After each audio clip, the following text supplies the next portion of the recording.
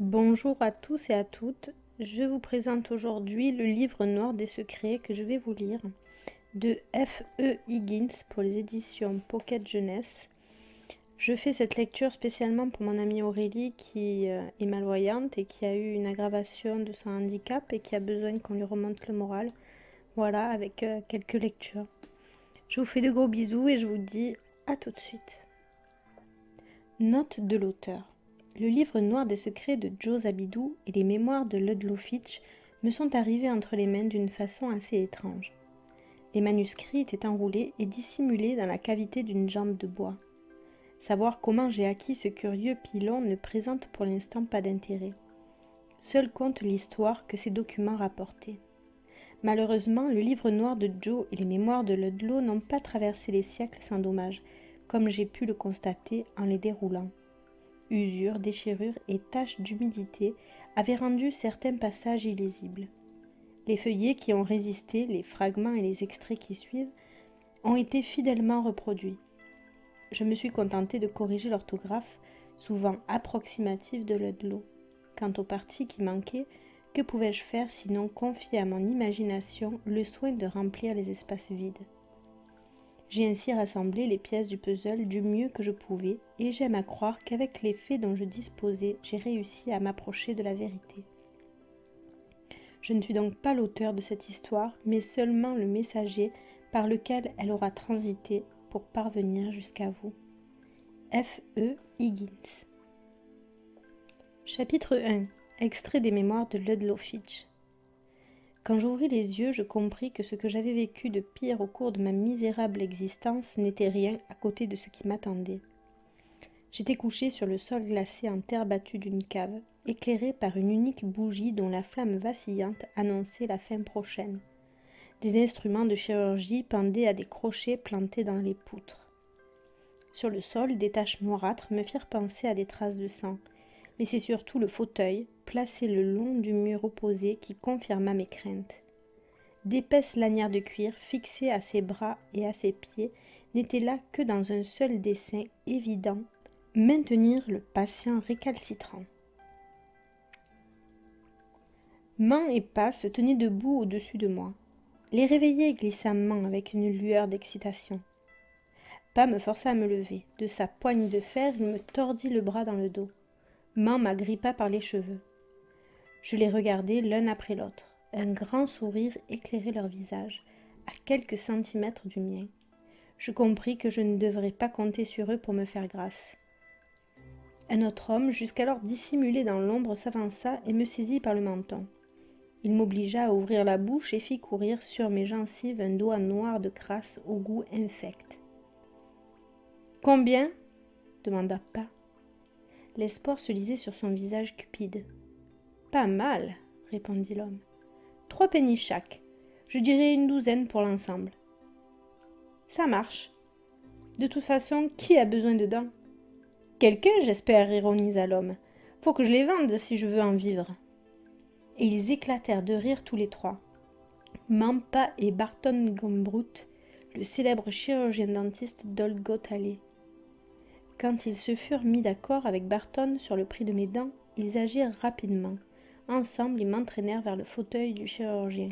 Je donnai des coups de pied, je hurlai, crachai, mordais. Je n'avais pas l'intention de leur simplifier le travail. Je savais comment Barton Gumbroote gagnait sa vie.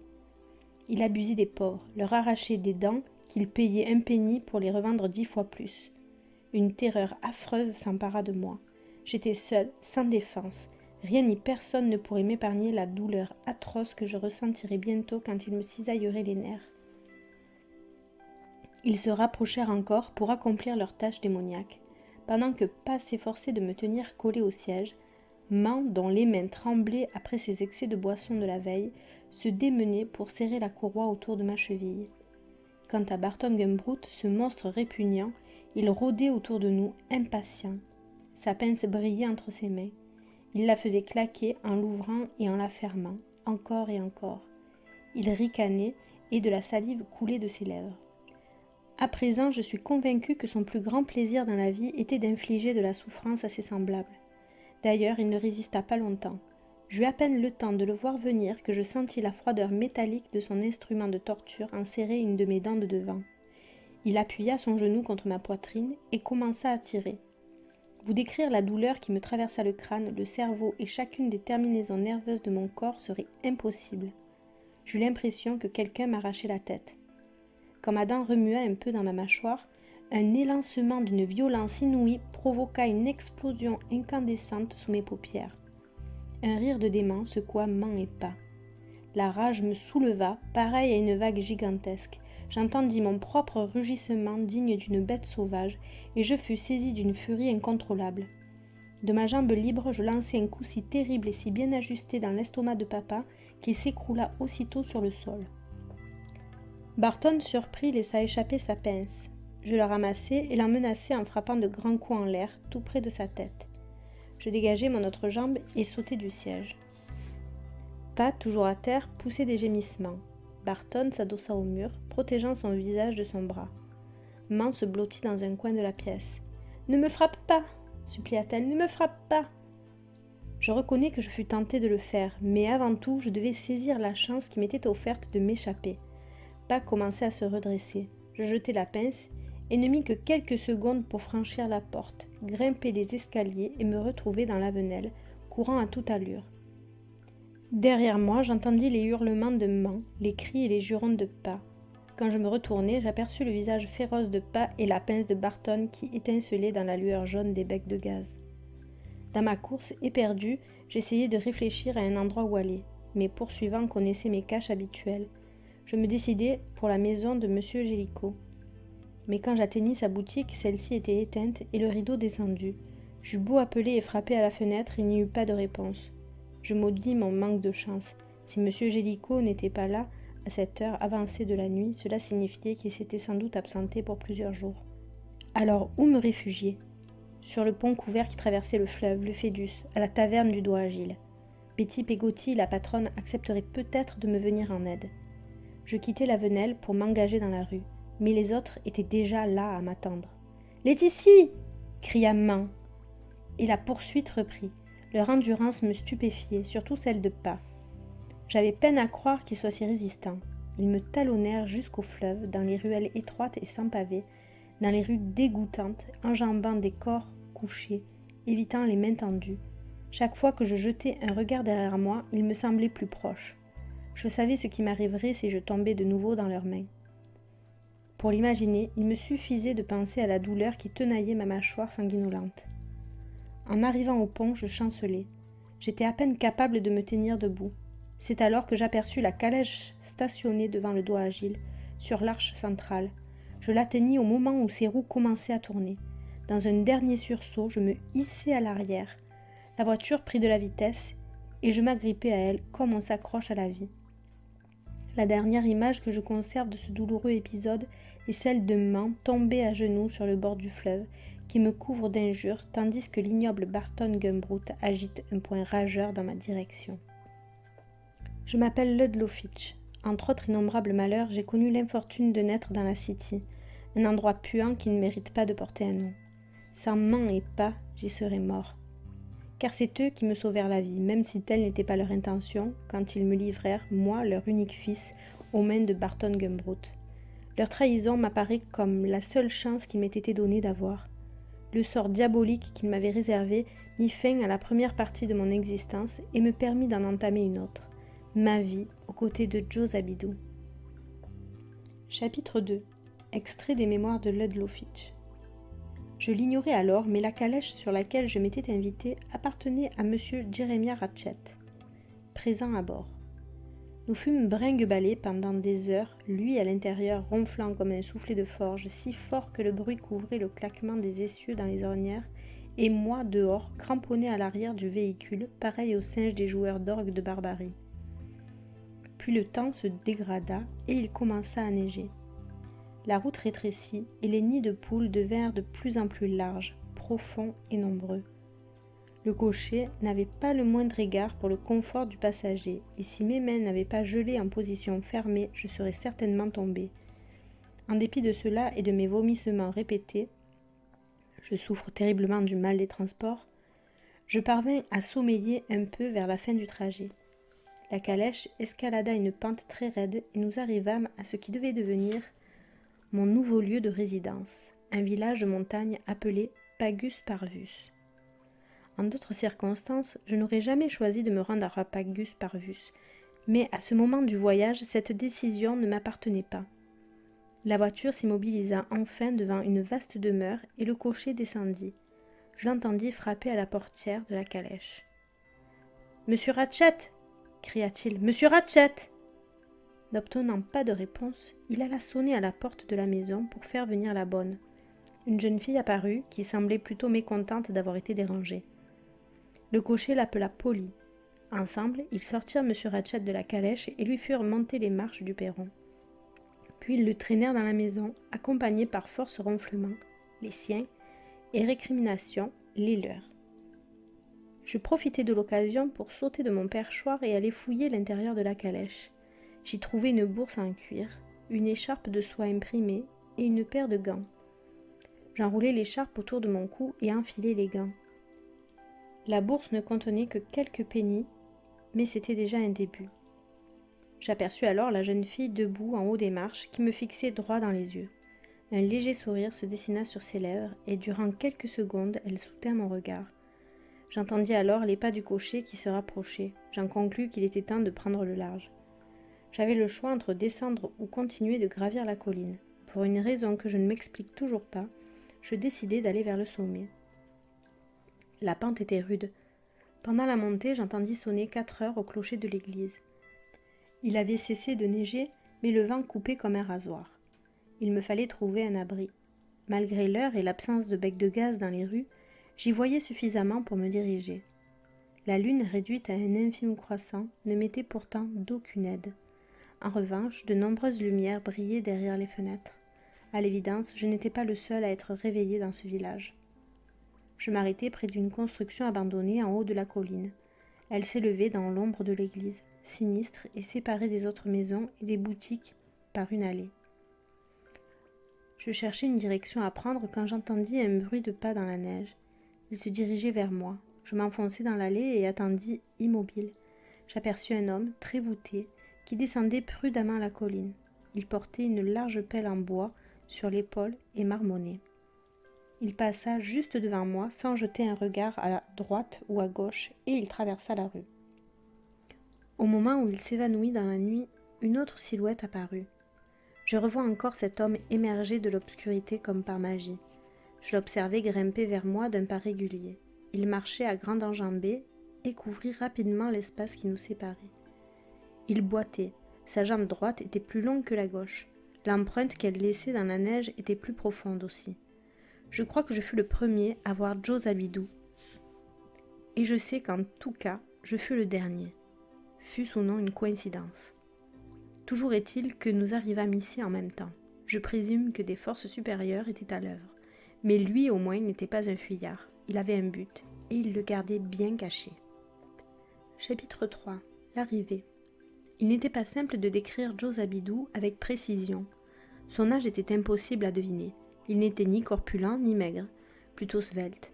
En tout cas, il était grand, ce qui n'était pas un atout à Pagus Parvus. Le village datait en effet de temps anciens où les hommes étaient plus petits et où les habitations étaient construites à leur échelle. De plus, l'endroit avait été édifié durant les années de la grande pénurie de bois, époque à laquelle un décret royal avait contraint le peuple à économiser ce matériau. On avait donc réduit la taille des portes et des fenêtres et bâti les maisons au plafond particulièrement bas. Joe portait des vêtements qui permettaient de faire face aux caprices du temps, même s'il ne respectait en rien la vogue des manteaux à col montant. Une cape d'un vert délavé, attachée par des brandebourgs argentés, lui descendait jusqu'aux chevilles. Elle était en laine de jocaste. Le jocaste, un animal semblable au mouton, mais avec des pattes plus fines et plus longues, ainsi qu'une charpente plus délicate, vit sur les hauteurs des montagnes de l'hémisphère nord. Il mue une fois par an, au mois de septembre, et seuls les grimpeurs les plus agiles osent s'aventurer dans cette terre raréfiée pour collecter sa laine. Enfin, la cape était bordée de la fourrure la plus douce du monde, du chinchilla. Joe portait également une paire de bottes de cuir noir parfaitement cirées sur lesquelles cassait le revers soigneusement repassé de son pantalon mauve. Une écharpe de soie lui couvrait le cou et un chapeau de fourrure dont la forme rappelait une casserole renversée lui enserrait la tête si étroitement que la masse de ses cheveux débordait en boucles argentées au niveau des oreilles. À chacune de ses enjambées, un trousseau de clés accroché à sa ceinture tintait joyeusement contre sa cuisse. Il tenait dans sa main droite une sacoche de cuir un peu défraîchie qui craquait aux coutures, et de sa main gauche pendait un filet d'où provenaient régulièrement quelques coassements. Joe monta la rue principale d'un pas rapide et silencieux et s'arrêta devant la dernière maison située sur la gauche, une boutique vide, visiblement inoccupée. Un peu plus haut commençait le cimetière, dont l'enceinte marquait la limite du village et au milieu duquel se dressait l'église. La route se perdait ensuite dans un néant grisâtre. La neige s'était accumulée dans l'embrasure de la porte et des fenêtres de la boutique. Sur la façade, à la peinture écaillée, une enseigne en forme de chapeau oscillait en couinant dans le vent glacial. Joe s'immobilisa quelques instants pour inspecter la rue qui descendait jusqu'au bas de la colline. Malgré l'heure très matinale, la lueur de lampes à huile ou de bougies brillait déjà derrière nombre de rideaux et de volets, et il entrevit plus d'une silhouette s'affairer dans les trouées de lumière. Un sourire lui barra le visage. « Nous y voilà, dit-il. » Et il entra dans la maison. La boutique était minuscule. De la devanture au comptoir, il n'y avait pas plus de 3 pas. Joe se faufila derrière le comptoir et ouvrit la lourde porte qui menait à la pièce du fond. Un maigre faisceau de lune y pénétrait par une petite fenêtre située sur le mur opposé, dissipant l'obscurité. Le mobilier était peu abondant et usagé. Il se résumait à une table, 2 chaises, une petite cuisinière et un lit étroit, poussé le long du mur. Comparée à l'exiguïté de l'endroit, la cheminée semblait immense. Elle mesurait au moins 2 mètres de large et presque 1 de profondeur et occupait pratiquement l'intégralité d'un mur. De chaque côté du foyer trônait un large fauteuil dont la tapisserie décolorée avait fait son temps. L'ensemble était modeste, mais ferait l'affaire. Joe profita de la nuit pour s'installer. Il remonta la mèche de la lampe, qu'il alluma et posa sur la table. Il défit son écharpe, ôta son chapeau, enleva son manteau et jeta le tout sur le lit. Puis, semblant ne pas remarquer le témoin silencieux qu'il observait du dehors, il ouvrit sa sacoche et en vida le contenu sur la table. À l'extérieur, de l'autre côté de la fenêtre, le spectateur ne fit pas un geste. Mais ses yeux déjà grands ouverts s'élargirent encore. De la sacoche jaillirent des vêtements, des chaussures, toutes sortes de babioles et de colis fichés, quelques belles pièces de joaillerie, 2 miches de pain, une bouteille de bière, une autre bouteille au verre opaque et sans étiquette, 4 montres à gousset et leurs chaînes en or, une lampe tempête en cuivre, un aquarium en verre rectangulaire et son couvercle ajouré, un épais livre noir, un plumier, un encrier et enfin une jambe de bois en acajou ciré. La sacoche paraissait sans fond. Joe assembla avec minutie les parois de l'aquarium, puis détacha le cordon du filet qu'il portait.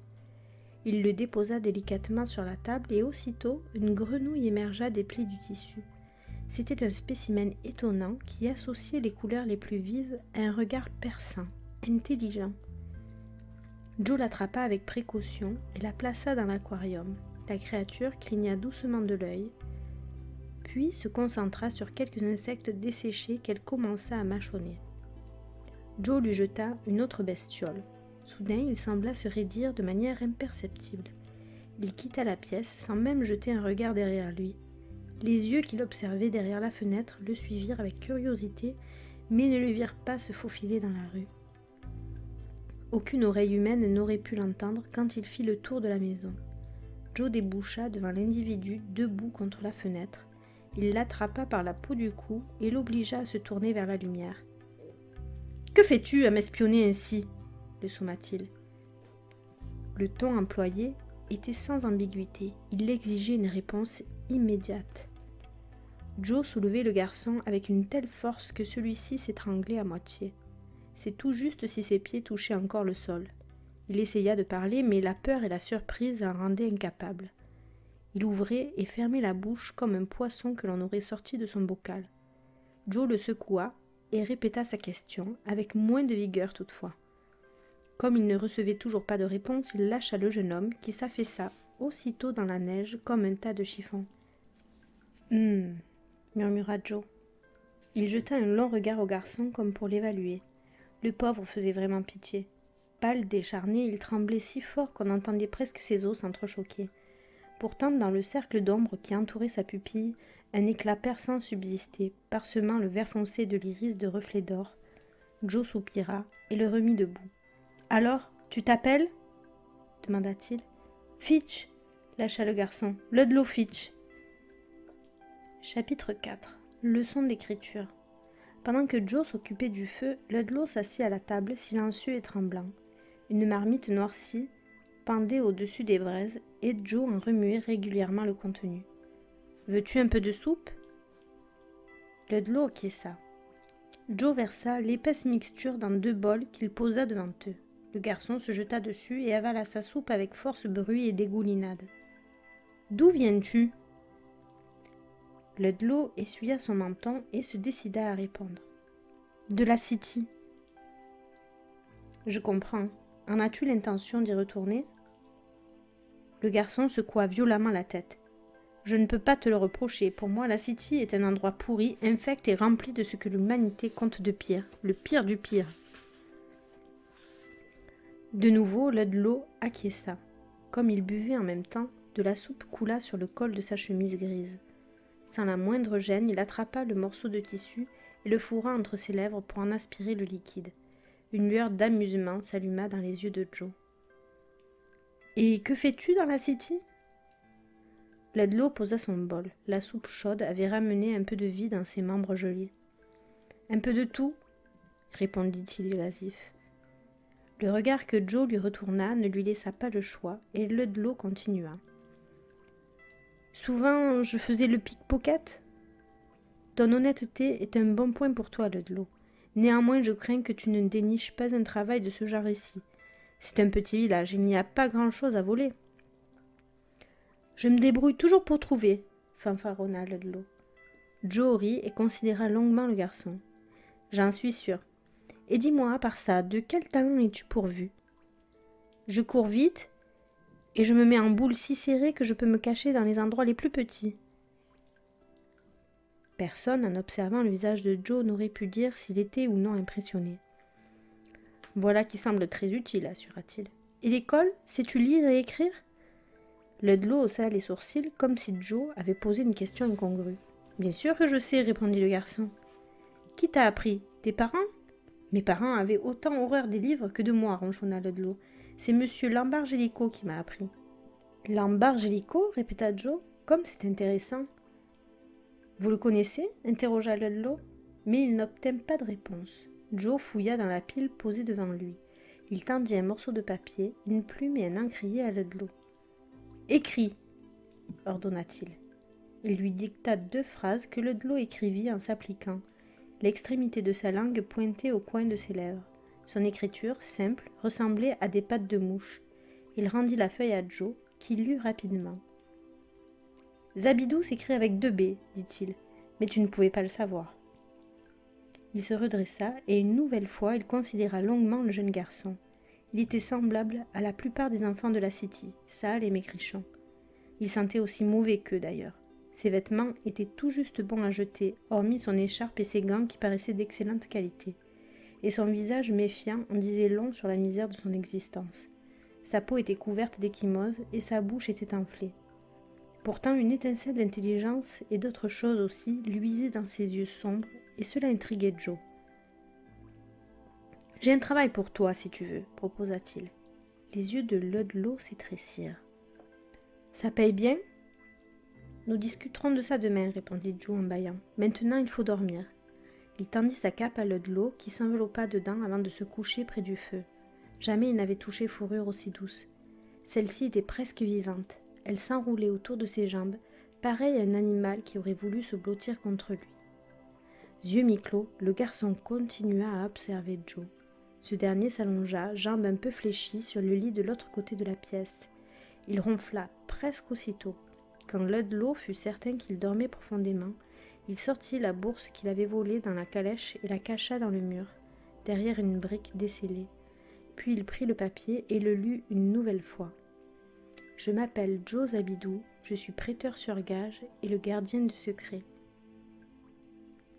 Un prêteur sur gage, un gardien de secret ?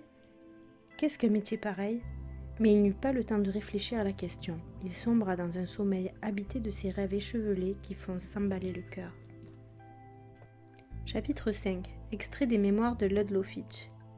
Je m'en voulais d'avoir avoué à Joe que j'étais un pickpocket et j'ignorais pourquoi je lui avais dit la vérité. En revanche, je savais très bien ce qu'était un prêteur sur gage. Je m'étais rendu suffisamment souvent dans leur boutique quand j'habitais la City. Tout ce que Maman et Pa volaient et dont ils n'avaient pas l'utilité, ils le mettaient en gage. Ce genre d'échoppe fourmillait. Il y en avait pratiquement à chaque coin de rue et elles restaient ouvertes jour et nuit. Après le week-end, quand chacun avait dépensé son salaire à boire ou à jouer aux cartes, elles débordaient d'activité. Le lundi, en milieu de matinée, il fallait voir ces boutiques, croyez-moi. Les gens y apportaient toutes sortes d'objets, vaisselle, vêtements, vieilles chaussures, pipes, tout ce dont on pouvait retirer un penny. Cependant, le prêteur sur gage n'acceptait pas de prendre n'importe quoi, et la somme qu'il versait en échange était maigre. Mais quand quelqu'un protestait et trouvait qu'il profitait de la situation, il répondait « Je ne fais pas la charité, c'est ça ou rien ». En général, comme les gens n'avaient pas le choix, ils acceptaient l'argent qu'on leur offrait. Bien sûr, vous pouviez revenir plus tard et racheter ce que vous aviez placé en gage, mais dans ce cas, il fallait payer plus. C'est ainsi que le prêteur sur gage gagnait sa vie. Il s'enrichissait aux dépens des pauvres. Lambargelico, lui, n'appartenait pas à cette catégorie. Ainsi, il avait ouvert boutique dans un lieu à l'écart, presque secret, dissimulé au fond d'une petite venelle près de Pledge Street. Il fallait vraiment connaître l'endroit pour le trouver, si vous voyez ce que je veux dire. J'avais découvert son magasin un jour que je cherchais à me cacher de mes parents. L'entrée de la ruelle était si étroite que j'avais dû me mettre de profil pour y pénétrer. Quand j'avais levé la tête, je n'avais aperçu qu'un mince ruban du ciel enfumé de la City. Son échoppe était au bout du passage et je crus d'abord qu'elle était fermée, mais quand je pressai mon nez contre le carreau de la porte, celle-ci s'ouvrit d'un seul coup. Lambargelico était debout derrière son comptoir et il ne remarqua pas ma présence. Il semblait plongé dans ses rêves. Je toussai. « Désolé, fit-il en clignant des yeux. « Puis-je vous aider, jeune homme ?» C'étaient les premiers mots aimables que j'entendais de la journée. Je lui confiai ma recette du jour, une bague que j'avais dérobée au doigt d'une dame. Une de mes spécialités consistait à détourner l'attention du passant en lui adressant un regard rempli de chagrin. J'en profitai alors pour l'alléger du fardeau de ses bijoux. Les sourcils de M. Gélico s'arrondirent quand il la vit. Puis il sourit légèrement. « C'est à votre mère, bien sûr, » me dit-il pas dupe. M. Gélico avait l'air aussi pauvre que ses clients. Il portait des vêtements que personne n'était venu réclamer et qu'il ne pouvait pas vendre. Sa peau était pâle, privée de soleil, et luisait par endroits, comme une pâte à pain humide. Il avait les ongles très longs, en général sales, et son visage ridé était le plus souvent couvert d'une barbe de 3 jours. Une goutte pendait presque toujours au bout de son nez, et de temps en temps il l'essuyait à l'aide d'un mouchoir rouge qu'il tirait de la poche de sa veste. Ce jour-là, il m'offrit un shilling pour la bague. Il m'en donna un autre quand je revins le lendemain avec d'autres larcins. Par la suite, je retournai chez lui aussi souvent que possible. J'ignorais si M. Gélico réussissait à gagner sa vie. Sa boutique ne comptait que de rares visiteurs. La vitrine était sale et proposait peu d'objets à la vente. Une fois, je vis même une miche de pain sur un des rayons. Je ne pus m'empêcher de le questionner à ce sujet. « Une jeune femme, répondit-il. Elle m'a échangé ce pain contre une casserole pour faire cuire son jambon. Elle me la rapportera demain en reprenant son pain. Un peu plus dur, sans doute, mais elle le ramollira dans un peu d'eau. » Quel prêteur sur gage aurait conclu un tel arrangement avec une de ses clientes? Je ne sais pas pourquoi M. Gélico me montra tant de gentillesse, ni pourquoi il me choisit, moi, comme protégé parmi les centaines de vauriens qui traînaient dans ses coupe-gorges. Quelle qu'en fût la raison, je n'eus pas à m'en plaindre. Je lui relatai comment étaient Man et Pa, la façon dont ils me traitaient et leur peu de soin qu'ils prenaient de moi. Bien souvent, quand il faisait trop froid pour rester dehors ou quand j'avais trop peur de rentrer chez moi, il m'invitait à m'asseoir près de son feu et m'offrait du thé et du pain. Il m'enseigna l'alphabet et les nombres et me laissa m'exercer à l'écriture sur l'envers des vieux tickets de gage. Il me montra des livres et m'incita à les recopier page par page jusqu'à ce qu'il soit satisfait de mon écriture. On m'a fréquemment fait remarquer à quel point mon style est classique. Je le dois sans doute aux textes qui m'ont servi d'exemple. Leur auteur était très sérieux. Il traitait de sujets tels que la guerre, l'histoire ou la philosophie et laissait peu de place à l'humour. En échange, j'effectuais certaines corvées pour M. Gélicourt. Au début, c'est moi qui fus chargé de marquer le prix sur les étiquettes dans l'étalage. Puis, quand je fis des progrès en écriture, il me fit inscrire les intitulés et les montants dans son livre de compte.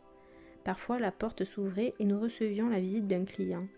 Alors, M. Gélicourt, qui adorait parler, l'entraînait dans une conversation sur un sujet ou un autre avant de lui prendre son objet en dépôt et de le payer. J'ai passé des heures à l'ouvrage dans cette arrière-boutique et maman et Pa n'en ont jamais rien su. Je ne vois pas quelle bonne raison j'aurais eu de leur parler de M. Gélicourt. Il m'aurait assurément demandé de lui voler quelques objets. J'en eus l'occasion d'ailleurs, et souvent, mais alors que je n'aurais pas hésité une seconde à soustraire quelques shillings à mes parents, jamais je n'aurais trahi M. Gélicourt. Je me serais volontiers rendu chez lui chaque jour, mais il n'était pas toujours là. La première fois que je trouvai sa porte close, je pensais même qu'il avait définitivement fermé boutique. Je fus surpris qu'il n'ait pas jugé bon de me dire au revoir, même si cet usage n'était pas vraiment en vigueur dans mon entourage. Puis quelques jours plus tard, il réapparut. Il ne me dit pas où il était parti, et je ne l'interrogeai pas. J'étais juste heureux de le savoir de retour. Ces rencontres se poursuivirent presque 5 mois, jusqu'à cette soirée où je quittai la City. Mon seul regret, la nuit où pour la première fois je me couchai devant la cheminée de Joe Zabidou, fut d'ailleurs d'être parti sans avoir dit adieu à M. Gélicourt. Il y avait peu de chances que je le revoie un jour. C'est pourquoi je fus si heureux quand Joe m'annonça qu'il était prêteur sur gage. Il semblait différent de M. Gélicourt et Pagus Parvus n'avait rien de commun avec la City, mais je me sentais en sécurité. Il faut dire que j'ignorais alors ce qu'était un gardien de secret. Votre lecture du soir est à présent terminée. Je vous dis à bientôt pour une nouvelle lecture du soir.